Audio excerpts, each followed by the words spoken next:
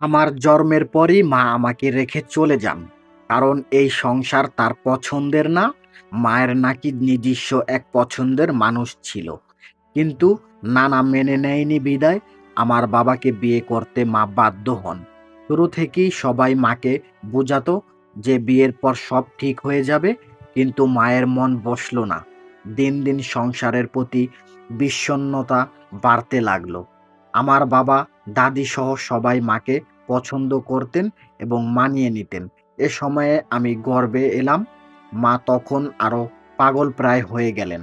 এখন যে এই সংসার থেকে মুক্তি নেই, সবাই মাকে বুঝালো পাগলামি না করতে।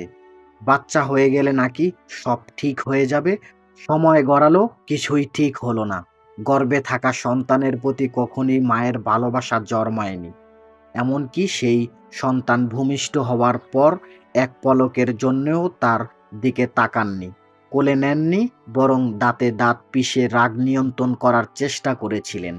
যেন তার সমস্ত সুখ শান্তির পথে বাধা হয়ে দাঁড়িয়েছে এই সন্তান।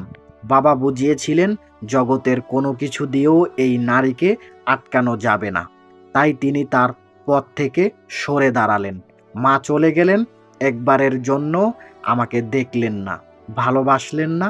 সমস্ত পিছুটান ফেলে রেখে চলে গেলেন নতুন দিগন্তের পথে।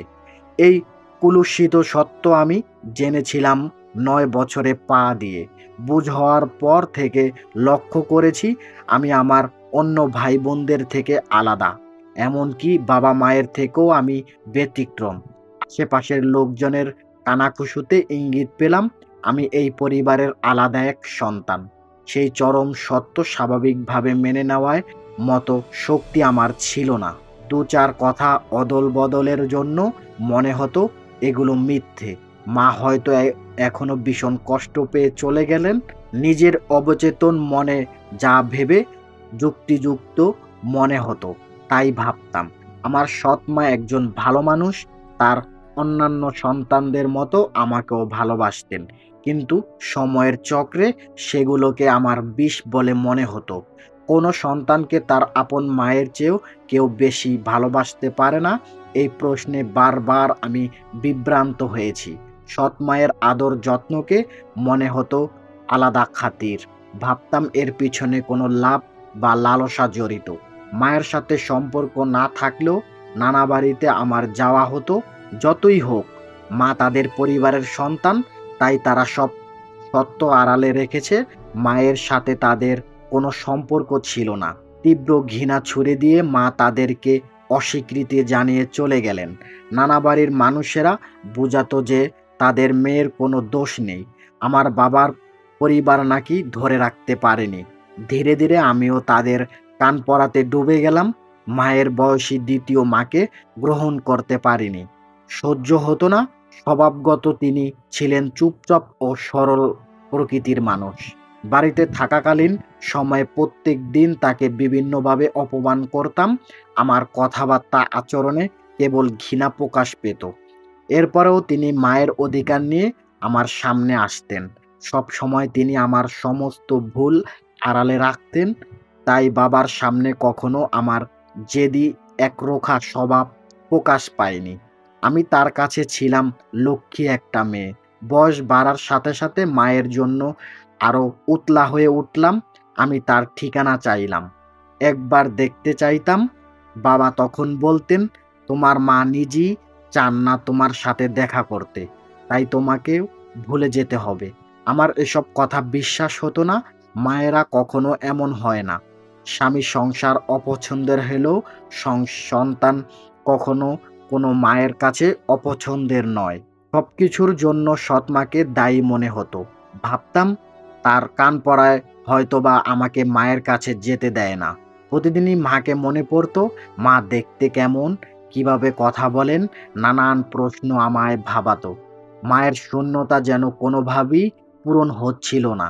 কিংবা আমি হয়তো ইচ্ছে করে মায়ের শূন্যতা আঁকড়ে ধরে রাখতে চেয়েছি। দীর্ঘদিন ধরে মায়ের ঠিকানা কেউ জানতো না। যখন জানলো, তখন মা নিজেকে লুকিয়ে নিলেন। নাম পরিচয় সব অস্বীকার করলেন। বাবার ভয়ে আমি মায়ের সামনে যেতে পারিনি। কিন্তু আমার বিশ্বাস ছিল সবকিছু অস্বীকার করলেও মা কখনো আমাকে ফেলে দিবেন না। আমি তার প্রথম সন্তান। আমাকে পাওয়ার অনুভূতি তিনি ভুলতে পারেন না। মায়ের কাছে আমার কিচ্ছু চাওয়ার ছিল না। শুধু একবার তাকে দেখতে এবং একটু ভালোবাসা পাওয়ার ইচ্ছে আমাকে যেন শেষ করে দিচ্ছিল। জীবনে কত কি ঘটে গেল, মাকে দেখা হলো না। আমার বিয়ের সময়ও মায়ের খবর পাইনি। আমার প্রেগন্যান্সিতেও মা সাড়া দেয়নি।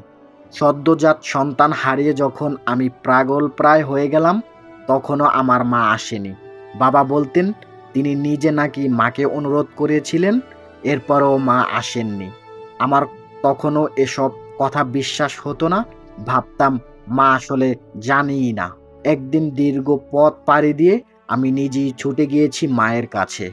কিন্তু মা দরজা খুলেননি, মায়ের মুখ দেখা হয়নি। আমাকে নীরবে চলে যাওয়ার কথা বলা হলো। বাকরুদ্ধ হয়ে ফিরে এলাম মাকে নিয়ে। যা ভেবেছি মা আসলে তেমন না। অথচ জীবনের এতগুলো বছর কি এক বিভ্রমে কাটিয়ে দিলাম। দীর্ঘ অপেক্ষা যখন হয়ে ফিরে আসে, তখন মুহূর্তের মধ্যে সমস্ত টান ছিন্ন-ভিন্ন হয়ে যায়। আমারও সেভাবে মায়ের প্রতি থাকা টান ছিন্ন হয়ে গেল। পরিস্থিতি আমাকে অনেক কিছু বোঝালো। মায়ের মুখোমুখি না হলেও হয়তো আমি কখনোই বাস্তবতা বুঝতে পারতাম না। আজীবন সৎমা নামের মানুষটিকে দায়ী মনে করে যেতাম। এরপর থেকে আমি সৎমাকে আপন করে নিয়েছি। মায়ের ভালোবাসা, আদর, যত্নের কোনো কিছুর কমতি তার মধ্যে ছিল না। শুধু অন্ধত্বের জন্য আমি দেখতে পাইনি। এরপর ভুলে গেলাম আমার অন্য কোনো মা আছে বা ছিল, কিংবা কেউ আমায় ফেলে রেখে চলে গেছে। অতীতের স্মৃতি ছেড়ে নতুন করে বাঁচতে লাগলাম। আমার জীবনে আমি সুখী আছি। বহু বছর পর জানতে পারলাম মা অসুস্থ, তার সন্তানরা তখন পাশে ছিল না। একা এক বাড়িতে থাকতেন। আমি বোকার মতন ছুটে গিয়েছি। মা সেদিনও আমায় ফিরিয়ে দিলেন। ২ বছর হলো মা মারা গেছেন। একা সেই নির্জন গৃহে। মৃত্যুর সময় কেউ পাশে ছিল না। আমিও যাইনি তার মৃত্যুর দেহ দেখতে। মায়ের জন্য যে মন পুড়েনি তা নয়, বরং আজও মায়ের শূন্যতা, উপেক্ষা আমাকে তীব্রভাবে যন্ত্রণা দেয়। বিধাতা কেন আড়ালে থাকা মায়ের প্রতি আমার মনে এত মায়া ঢেলে দিলেন, তা আমি এখনো বুঝতে পারি। প্রতিটি সন্তানকে তার মা দুনিয়াতে নিয়ে আসেন, আর আমার বেলায় আমি দুনিয়াতে আসার অনেক পরে মাকে খুঁজে পেয়েছি, যিনি আমার সৎ মা। গর্ভধারণের পিছনে না ছুটলে হয়তো এতকাল আমাকে কষ্ট পেতে হতো না। কিন্তু কে জানতো এই পৃথিবীর মানুষগুলো কত ধরনের রূপ। কিছু সম্পর্কের গভীরে না গেলে বোঝাই যায় না, তারাও প্রতারিত করতে পারে। এই বলে ওনার ঘটনাটি শেষ করলেন। সবাই ঘটনাটি শুনে একটি করে কমেন্টস করবেন। ঘটনাটি ভালো লাগলে কমেন্টস করে জানাবেন। জীবন গল্প পাঠাতে চাইলে কমেন্ট সেকশনে জানাবেন। দেখা হবে পরবর্তী কোনো জীবন ঘটনা নিয়ে। সবাই ভালো থাকবেন, নিজের খেয়াল রাখবেন।